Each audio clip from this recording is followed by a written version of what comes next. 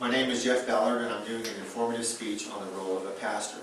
Being a pastor is not a profession, it is a divine calling. Paul once stated, "But when it pleased God to reveal His Son in me, that I might preach," in Galatians 1:15-16. Pastors are made by God to be pastors. It is not our choosing. I know that for myself, that being a pastor was the farthest thing from my mind, because I've never been a good speaker. I remember the first time when I told my wife after it happened, the first thing that she said was, "Are you sure God called the right number?"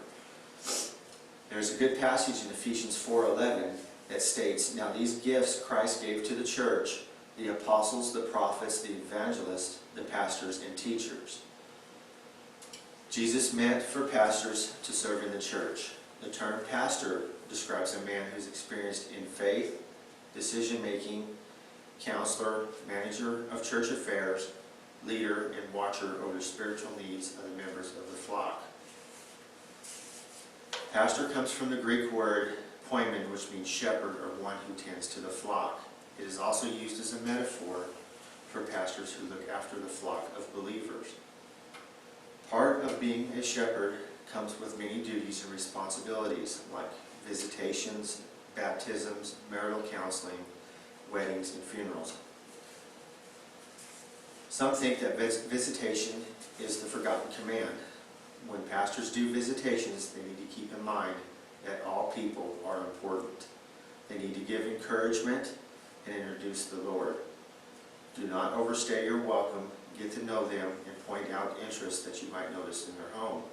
Once they start to feel comfortable with you, then they will start to share. Another important duty is baptism. As it states in Matthew 28:19, "Go make disciples, baptizing them in the name of the Father, the Son, and the Holy Spirit."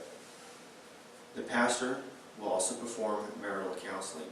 They determine the couple's responsibility to each other and God. Then he will determine if they are compatible. It would be awesome one day to perform a marriage ceremony for my kids. Funerals is another duty that can be difficult, especially for the family involved, but it can be a great opportunity for the pastor. Funerals bring families back together no matter what they believe in. And this is also a chance for the pastor to place the seed of God, His Word, to all who is attending. So as you can see, the pastor can be very busy. A typical path for becoming a pastor would be attending college or being ordained, which none of these are necessary, but they are helpful. What is necessary and the most important is that in order to be a pastor, you have to be called by God. And once you do become a pastor, there are many different churches you can end up at. Anywhere from the small rural church to the big mega church. Money should not be a factor, but if it is, you might want to preach at a mega church. Pastors at many mega churches can make anywhere from $81,000 and up a year with a full benefits package. Now, pastors at a small rural church can average around $35,000 a year with housing paid in most cases. But if you have a choice, go where you can make the most difference. Money should not be an issue. I will end with a quote from Pastor Ed Vesser, village missionary. Pastor Ed has been a great help and supporter of me in this path that I am called to do. He states that the role of a pastor is one of the most important in the makeup of the church. I think many people today think a pastor is just a preacher, someone who speaks on Sunday and talks at funerals and performs weddings.